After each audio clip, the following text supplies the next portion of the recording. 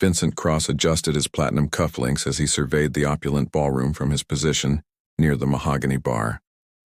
The charity gala was exactly the kind of event where fortunes changed hands through whispered conversations and calculated smiles. Tonight, he had his sights set on the biggest prize in the room, Harrison Blackstone, the reclusive tech magnate whose empire spanned 3 continents. For months, Vincent had studied Blackstone Industries from every angle. The company's stock movements, board decisions, and acquisition patterns all pointed to one man making the calls. Harrison Blackstone was brilliant, certainly, but Vincent had built his career on exploiting the blind spots of brilliant men. Every titan of industry had weaknesses, pride, greed, or simple loneliness, and Vincent had become a master at identifying and exploiting them. "Magnificent turnout, isn't it?" Vincent remarked smoothly as he positioned himself next to Harrison at the auction display. The older man, distinguished with silver-streaked hair and sharp green eyes, nodded politely. "Indeed. Though I confess I'm more interested in the cause than the spectacle," Harrison replied, his voice carrying the measured tone of someone accustomed to being quoted. Vincent smiled, recognizing the opening. "The Children's Hospital renovation, admirable work. I've been following Dr. Martinez's research on pediatric neurological disorders. Fascinating applications for biotech integration." It was a carefully researched talking point, designed to demonstrate both social consciousness and business acumen. As they spoke, Vincent noticed a woman approaching through the crowd. She moved with fluid grace, her midnight blue gown accentuating every curve while maintaining an air of sophisticated elegance. Her auburn hair was swept into an intricate updo that showcased the elegant line of her neck, and her dark eyes seemed to take in everything with quiet intelligence. "Ah, Vincent Cross, I'd like you to meet my wife, Vivian," Harrison said warmly, placing a protective hand on her lower back. Vincent's practiced charm shifted into higher gear as he took Vivian's offered hand, lifting it briefly toward his, lips in a gesture that was respectful yet intimate. "Mrs. Blackstone, the pleasure is entirely mine. I was just telling your husband how much I admire the work you're both supporting tonight." "Please, call me Vivian," she replied, her voice a melodic contralto that sent an unexpected jolt through Vincent's carefully controlled composure. "And you're too kind. Though I suspect a man of your reputation has deeper interests than philanthropy alone." The comment was delivered with a knowing smile that made Vincent pause. Most corporate wives he encountered were either completely disengaged from business or desperately trying to prove their relevance. Vivian seemed neither. She appeared genuinely amused by the game he was playing. "Reputation can be such a limiting thing," Vincent replied carefully. "I prefer to let my actions speak for themselves." "How refreshingly honest," Vivian said, her eyes sparkling with what seemed like genuine delight. "Harrison, darling, you didn't mention that Mr. Cross was also a philosopher." As Harrison chuckled and excused himself to speak with another donor, Vincent found himself alone with Vivian. This hadn't been part of his plan. He'd intended to focus entirely on the husband, but there was something magnetic about her presence that he couldn't ignore. "Your husband seems like a remarkable man," Vincent offered, testing the waters. "He is," Vivian agreed without hesitation. "Though I sometimes wonder if remarkable men carry burdens the rest of us can't fully understand." She tilted her head, slightly studying Vincent with those penetrating dark eyes. "What burdens do you carry, Mr. Cross?"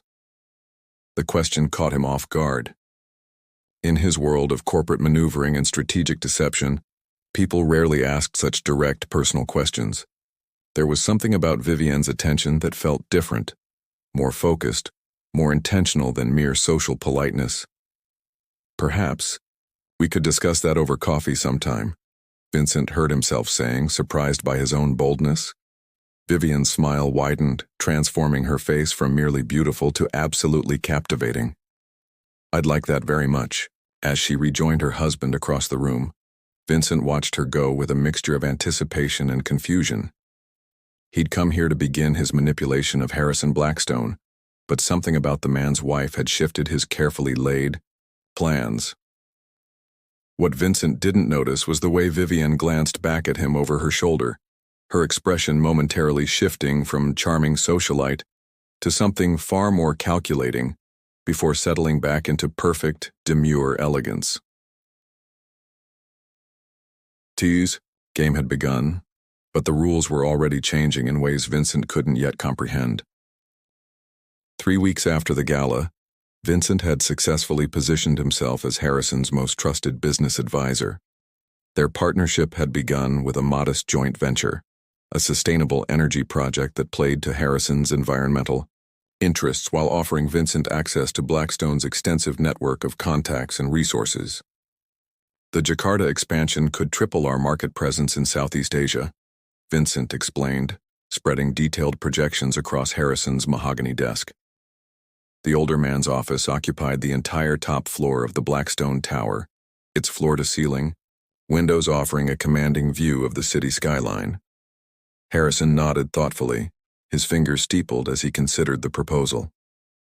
The infrastructure challenges will be significant, but the potential returns. He trailed off, clearly intrigued by the possibilities Vincent had outlined. What Harrison didn't realize was that Vincent had carefully structured every aspect of their partnership to his own advantage. Hidden clauses in their contracts would allow him to leverage Blackstone resources for his own ventures, while seemingly favorable terms actually positioned Vincent to acquire significant stakes in Blackstone subsidiaries at below-market rates. "I'll need to discuss this with my advisors, of course," Harrison said finally. "But I'm impressed by your thoroughness, Vincent. It's rare to find someone who combines vision with such meticulous attention to detail." Vincent smiled, accepting the praise while internally cataloging another small victory. "Trust is the foundation of any successful partnership, Harrison. I don't take that lightly." Later that evening, Vincent found himself at the Blackstone estate for what had become a regular dinner invitation. The sprawling mansion, with its manicured gardens and classical architecture, spoke of old money and established power, exactly the kind of empire Vincent intended to claim for himself. Vivian appeared at the top of the marble staircase as he entered the foyer, and Vincent felt his breath catch despite himself. She wore a flowing emerald dress that complemented her auburn hair, which cascaded in loose waves around her shoulders. There was something different about her tonight, a subtle electricity in the air that made his pulse quicken.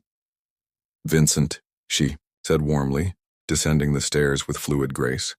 "I'm so glad you could join us again. Harrison's been singing your praises all week. He's been incredibly generous with his trust," Vincent replied, accepting her brief embrace and catching the intoxicating scent of her perfume. Something expensive and subtly exotic. During dinner, Vincent found his attention increasingly divided between Harrison's business discussions and Vivian's presence beside him. She participated in the conversation with surprising insight, asking pointed questions about market analysis and regulatory challenges that demonstrated a keen understanding of their ventures. "You seem remarkably well informed about the energy sector," Vincent observed when Harrison excused himself to take a call from Tokyo. Vivian's laugh was musical and slightly self-deprecating. "You spend enough time married to someone like Harrison, you pick things up. Though I suspect my perspective is rather limited, I see everything through the lens of social impact rather than pure profit margins." "That's not a limitation," Vincent said, leaning slightly closer. "It's a different kind of wisdom, one that's often overlooked in boardrooms full of men thinking only about quarterly returns." Their eyes met across the table, and Vincent felt something shift between them, a moment of genuine connection that went beyond his calculated charm. Vivian's cheeks flushed slightly, and she looked down at her wineglass with what seemed like sudden shyness. "You're very kind to say so," she murmured. "Sometimes I feel like I'm just decorative, beautiful enough to grace Harrison's arm at events, but not really essential to anything meaningful." The vulnerability in her voice surprised Vincent. This wasn't the poised socialite he'd met at the gala. This was a woman who seemed genuinely lonely, perhaps even trapped in a gilded cage of wealth and expectations. "I find that impossible to believe," Vincent said softly, his voice carrying genuine warmth rather than practiced seduction. "Anyone who can ask the questions you've been asking tonight is far more than decorative." When Harrison returned, apologizing for the interruption, Vincent noticed how Vivian's demeanor immediately shifted back to perfect hostess mode. But as the evening progressed, he caught her stealing glances at him when she thought no one was looking, and each shared moment felt charged with unspoken possibility. As Vincent prepared to leave, Vivian walked him to the door, while Harrison remained in his study, absorbed in financial reports. "Thank you for saying those things at dinner," she said quietly, her hand resting lightly on his arm. "It's been a long time since someone saw me as more than just Harrison's wife. Perhaps we could continue that conversation sometime," Vincent suggested, his voice barely above a whisper, "without the complications of business dinners and social expectations." Vivian hesitated for a moment, and Vincent could see the conflict in her dark eyes, duty warring with desire, propriety battling against genuine attraction. "There's a small gallery opening next Thursday," she said finally. "Contemporary art, very intimate setting. I often attend these things alone since Harrison finds them tedious." "What time?" Vincent asked, his heart racing with anticipation. 7:00, the Meridian Gallery on 5th Street. She smiled, and this time there was something almost conspiratorial in her expression. "I suppose it would be quite a coincidence if we happened to encounter each other there." As Vincent drove away from the estate, he found himself in unfamiliar territory. His original plan had been straightforward: manipulate Harrison, exploit the partnership, and ultimately seize control of key Blackstone assets. But now Vivian had become an unexpected variable in his calculations, one that promised both incredible opportunity and dangerous complications. What he didn't realize was that every word of their conversation had been exactly what Vivian intended him to hear, and every moment of apparent vulnerability had been carefully calculated to draw him deeper into a web far more sophisticated than any he had ever spun himself. The Meridian Gallery buzzed with the subdued energy of opening night, its white walls showcasing bold, abstract pieces that commanded attention without overwhelming the intimate space. Vincent arrived precisely at 7, his pulse quickening when he spotted Vivian near a particularly striking piece, a swirl of midnight blue and silver that seemed to mirror the dress she'd worn at the gala. She appeared even more radiant than usual, dressed in a simple black cocktail dress that managed to be both elegant and subtly provocative. Her hair fell in soft waves around her shoulders, and she wore minimal jewelry, just diamond studs that caught the gallery's artful lighting.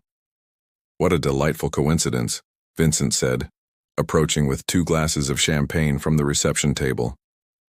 "Indeed," Vivian replied, accepting the glass with a smile that held secrets. "Though I confess I was hoping fate might be kind to us tonight." They moved through the gallery together, discussing the artwork with surprising depth. Vincent discovered that Vivian possessed not only refined taste, but genuine knowledge about contemporary artists and market trends. Her observations were insightful and occasionally provocative, revealing layers of complexity he hadn't expected. "This piece reminds me of something," Vivian said, stopping before a canvas dominated by intersecting lines in gold and crimson. "The way different forces can appear to be in conflict but actually create something beautiful together." "Tension can be productive," Vincent agreed, moving closer to her. "Sometimes the most interesting outcomes emerge from unexpected combinations." The double meaning wasn't lost on either of them. When Vivian looked up at him, Vincent could see his own desire reflected in her dark eyes. The gallery's other patrons seemed to fade into the background, leaving only the 2 of them in their bubble of growing intimacy. "Vincent," she said softly, "I should tell you something. Being here with you, it's not something I do. I'm not the kind of woman who—" "I know," he interrupted gently, reaching up to touch her cheek. "Neither am I. This is all very new territory for me."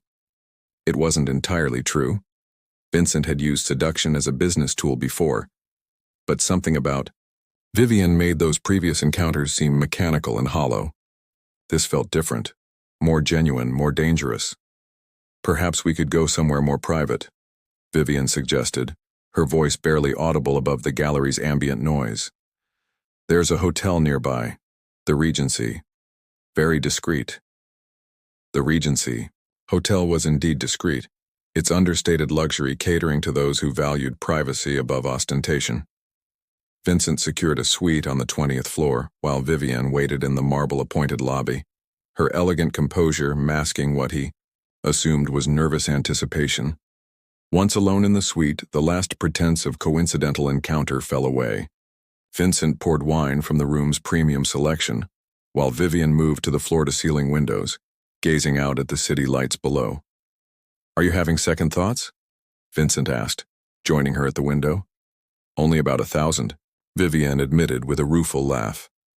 "But not the kind that would make me leave."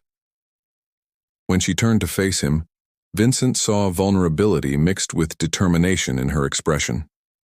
He set down his wineglass and cupped her face in his hands, studying her features in the soft light. "We don't have to do anything you're not comfortable with," he said, meaning it despite his overwhelming desire for her. "I know," she whispered, rising on her toes to brush her lips against his. "That's what makes this so dangerous."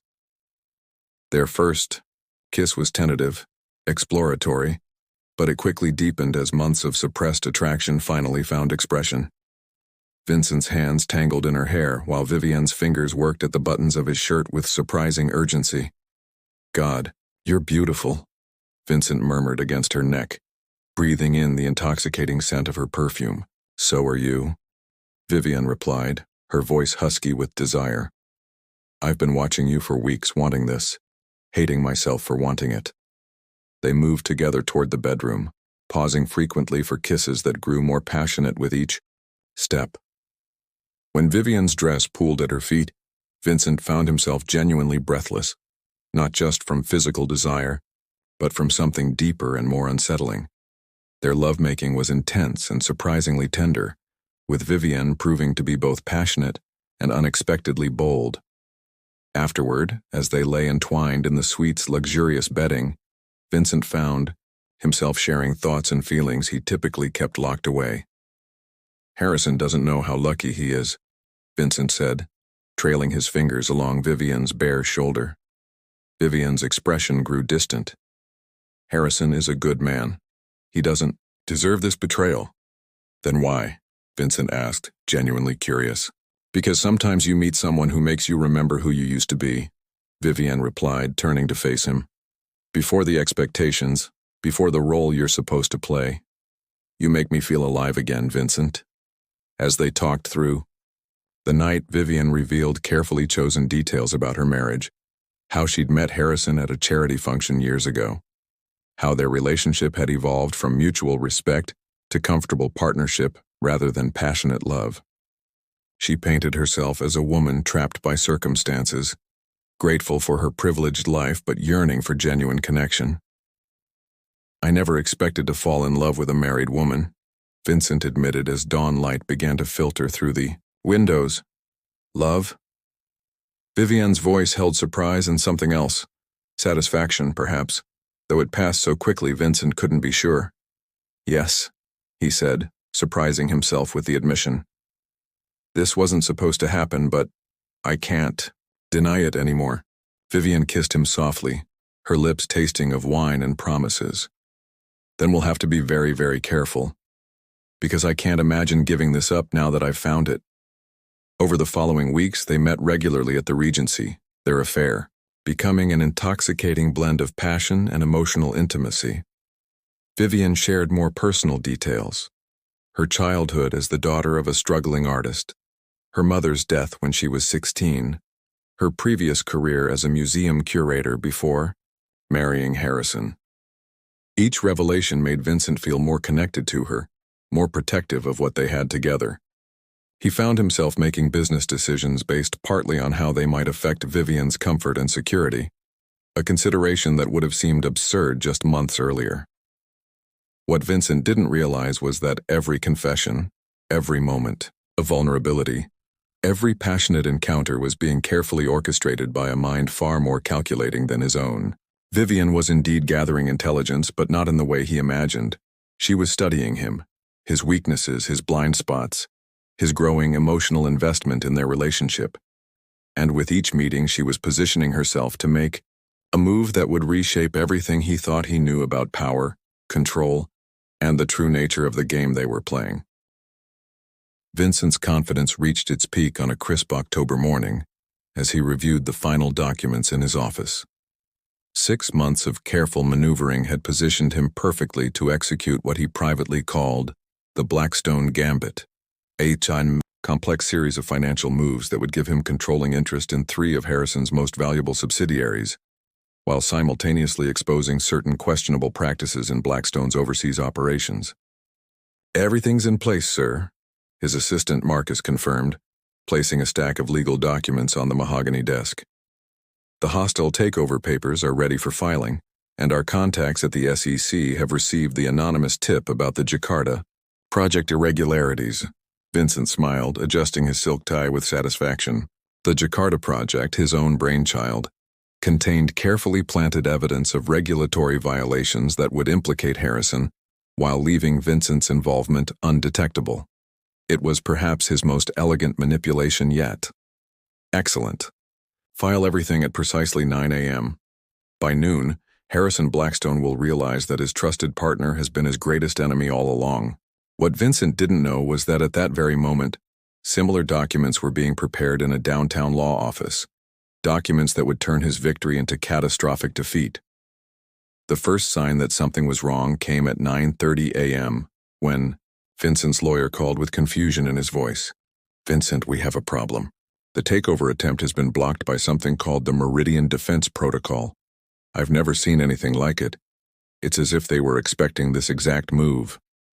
"That's impossible," Vincent snapped, his confidence wavering for the first time. "Run it again. Check for filing errors." By 10 a.m., 3 more problems had emerged. The SEC tip had been dismissed due to insufficient evidence and procedural irregularities. The bank loans Vincent had secured using his Blackstone partnership as collateral had been mysteriously called in. Most disturbing of all, several of his own questionable business practices from years past had somehow surfaced in financial journals, complete with documented evidence he thought had been buried forever. Vincent's phone buzzed with a text from Vivienne. "Emergency meeting. The estate, come alone." He arrived at the Blackstone mansion in a state of barely controlled panic, his mind racing through possibilities. Had Harrison discovered their affair? Was Vivienne in danger? The ornate foyer, usually welcoming, now seemed ominous as the butler led him to Harrison's study. But when the heavy oak doors opened, Vincent found himself facing a scene that shattered his understanding of everything he thought he knew.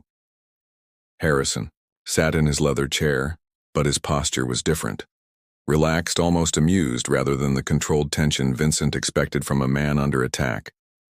And Vivienne stood behind the desk, not cowering or apologetic, but radiating an authority Vincent had never seen before.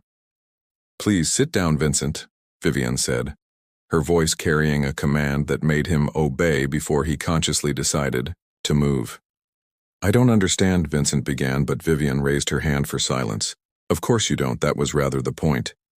She moved around the desk with fluid grace, but now her elegance seemed predatory rather than alluring. "You see, Vincent, you've been playing a game where you didn't even know the rules." Harrison chuckled, reaching for a crystal decanter. "Darling, perhaps you should start with the documents. I think our friend here needs visual proof." Vivienne opened a leather portfolio and began spreading papers across the desk. Incorporation documents, stock certificates, property deeds, and contracts. Vincent's eyes widened as he recognized familiar company names and properties. But the ownership signatures were all wrong. "Meridian Holdings," Vivienne said calmly, pointing to the first document. "That's my company, Vincent. Has been for 8 years. It owns controlling interests in 67% of what you think of as Blackstone Industries." Vincent's mouth went dry. "That's impossible. Harrison runs the day-to-day operations of companies I own," Vivienne corrected. "It's an excellent arrangement. He has the public face and the operational expertise while I maintain actual control. He even draws a salary from me, don't you, darling?" "Quite generous, actually," Harrison confirmed with evident amusement. though nothing compared to what she pays me for the other services. Vincent's world tilted as understanding began to dawn. The other services? Information gathering, mostly, Vivian explained with the same tone she might use to discuss the weather. You see, Harrison has a remarkable talent for making people trust him. They tell him things, confide in him, reveal their plans and weaknesses. It's quite valuable intelligence. You're saying that Harrison works for you? Among others, yes. Harrison has been my most valuable asset for nearly a decade.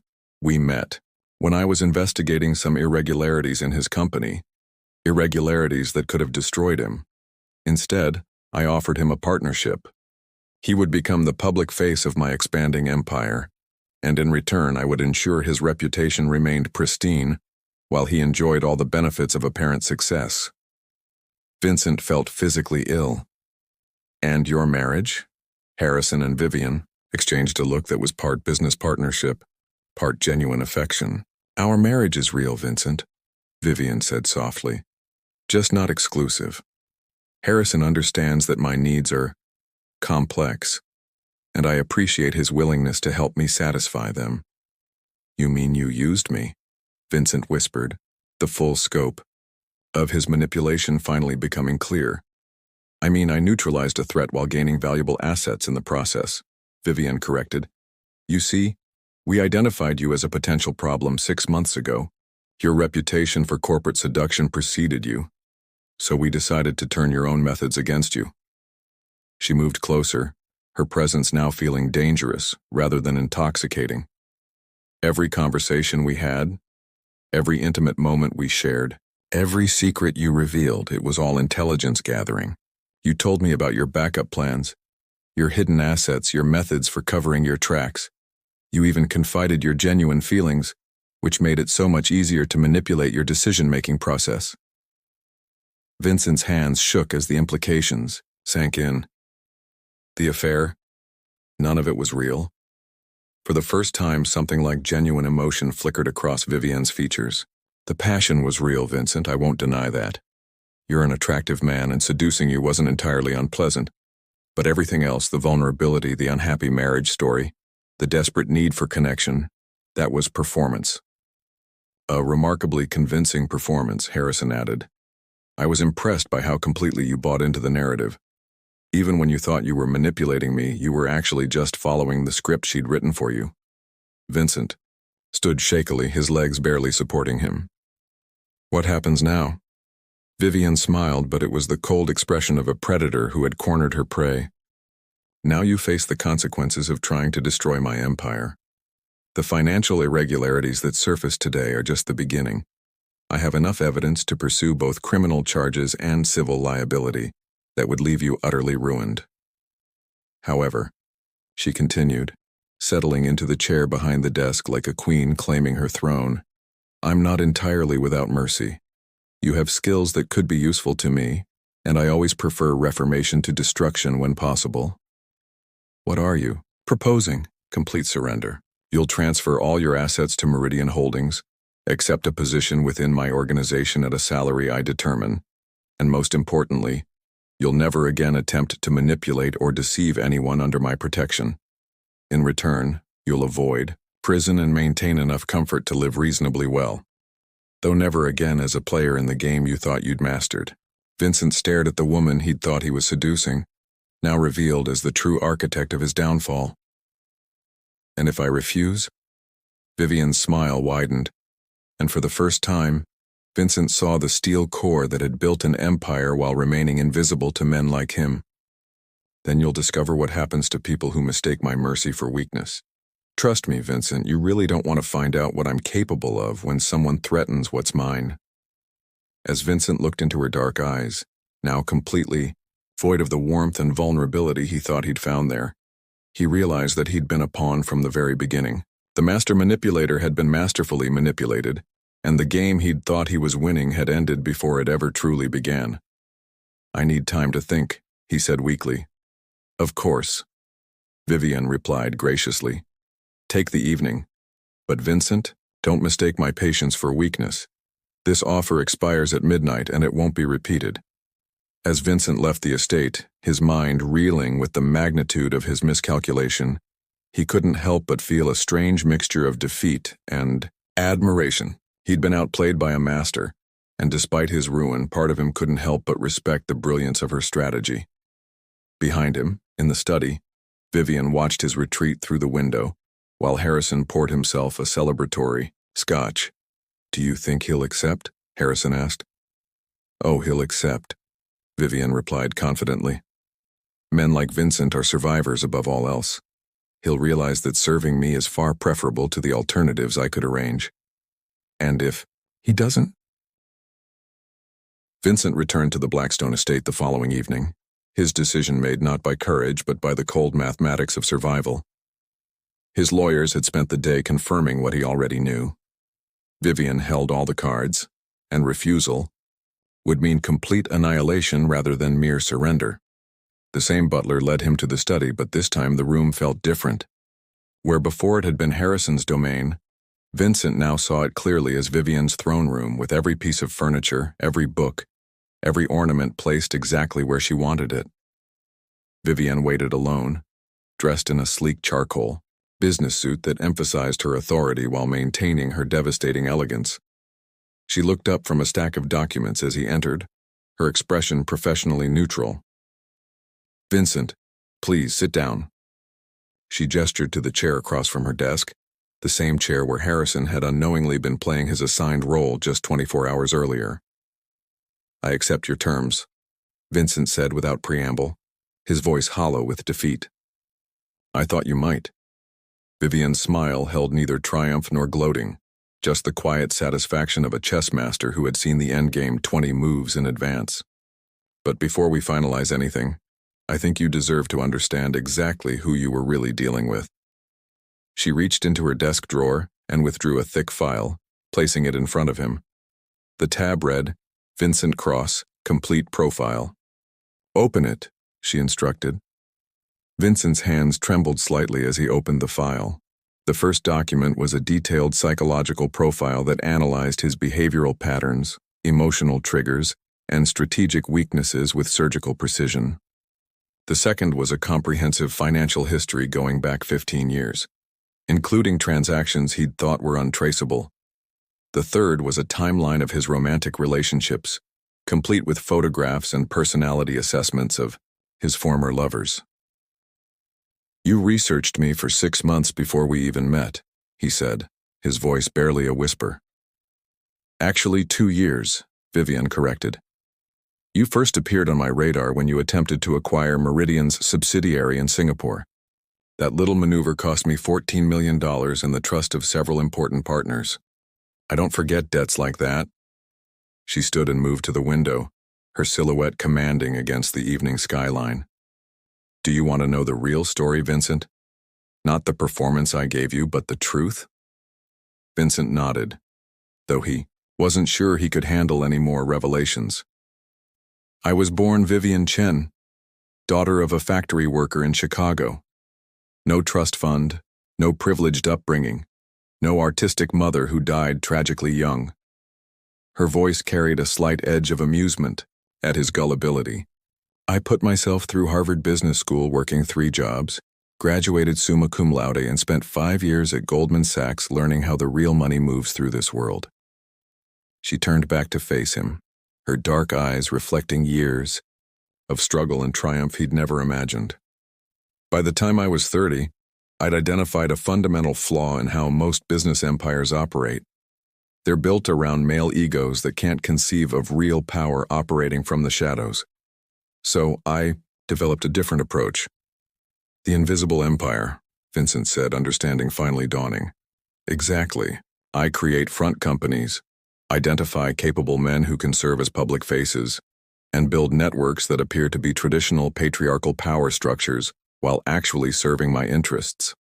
Harrison wasn't my first partner, and he won't be my last."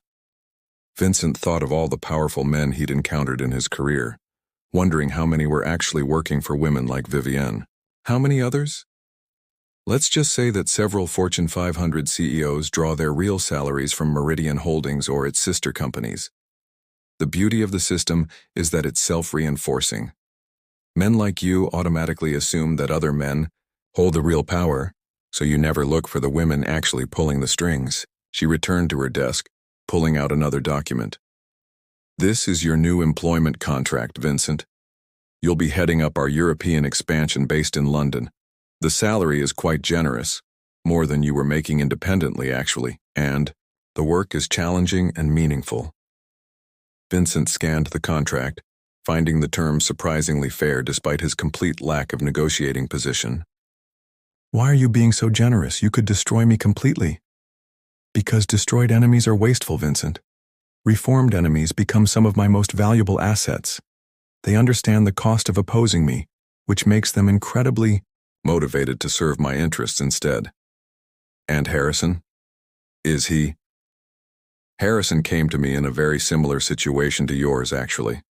About 12 years ago, he overextended himself trying to acquire one of my companies. I offered him the same choice I'm offering you. The difference is that Harrison eventually became something more than just an employee. As if summoned by her words, Harrison entered the study carrying a bottle of champagne and 3 glasses. His demeanor was relaxed, almost celebratory. Are we welcoming our new European director? He asked, beginning to pour the champagne. Indeed, we are. Vivienne accepted her glass with a smile that seemed genuinely warm. Vincent, you'll find that working for me once you adjust to it is far more rewarding than working against me ever could have been. Harrison handed Vincent a glass, his expression friendly rather than triumphant. She's quite remarkable to work for, actually. Demanding, certainly, but fair. And the projects we tackle, they're genuinely meaningful. Not just profit for profit's sake, but building something that will last. Vincent looked between them, seeing their relationship clearly for the first time. It was indeed a marriage, but one built on mutual respect, shared purpose, and genuine affection rather than traditional romantic love. They were partners in the truest sense, working together to build something larger than either could achieve alone. I have to ask, Vincent said, addressing Vivienne. Was any of it real, what we had together? Vivienne considered the question seriously, setting down her champagne glass. The attraction was real, Vincent. The chemistry, the passion, those weren't performances. I'm quite capable of enjoying myself while still maintaining strategic focus. In some ways, that made my task easier. It's much more convincing to seduce someone when you're genuinely enjoying the process. But the emotional connection? The vulnerability you showed me? That was strategic, she admitted without apparent guilt. I needed you emotionally invested in our relationship so that your decision-making would be compromised. A purely physical affair wouldn't have given me the same level of control over your actions. Vincent nodded, finding her honesty refreshing after months of deception. And now? Now you know exactly where you stand. There will be no more games between us, no more manipulation or hidden agendas. You'll be working for me, and I'll be honest about what I expect in return. It's actually quite liberating once you adjust to it. Harrison raised his glass in a toast. To new partnerships and second chances. Vincent lifted his own glass, surprised to find that he wasn't entirely devastated by this turn of events. Yes, his pride was wounded, and his independence was gone, but there was something oddly appealing about working for someone who had so completely outmaneuvered him. At least he would be learning from the best. To second chances, he agreed, taking a sip of champagne that cost more than most people made in a month. As the evening progressed, Vivienne outlined his new responsibilities and the resources that would be available to him. The European expansion was genuinely ambitious, involving sustainable technology investments and infrastructure projects that could affect millions of lives. Despite his circumstances, Vincent found himself genuinely excited about the work. One more thing, Vivienne said as the evening wound down. Your new position comes with certain social expectations. London society is quite different from what you're used to here. You'll need a partner who understands those circles. Vincent raised an eyebrow. Are you arranging my love life now too? Vivienne laughed, the sound genuine and surprisingly musical. Not arranging, just facilitating. There's a woman named Isabella Rossini who runs our Rome operations. Brilliant, beautiful, and completely unimpressed by men who think they're cleverer than they actually are. You might find her educational. Another one of your protégés who started as an enemy? Something like that, Vivienne confirmed with a mysterious smile. The difference is that Isabella figured out the game before I had to show it to her. She might actually be a challenge for you, Vincent. I think you'll find that refreshing after all these years of easy victories. As Vincent prepared to leave, now bound to his new life through contracts and circumstances beyond his control, he found himself looking at Vivienne with something approaching admiration. She had beaten him completely, but she had done so with such skill and elegance that defeat felt almost like a privilege. I have one last question, he said at the door. How many others like me are there? Former enemies who now work for you? Vivienne's smile was enigmatic. Let's just say that if you ever attend a gathering of Europe's most powerful business leaders, you might be surprised how many of them privately answer to women they once tried to defeat.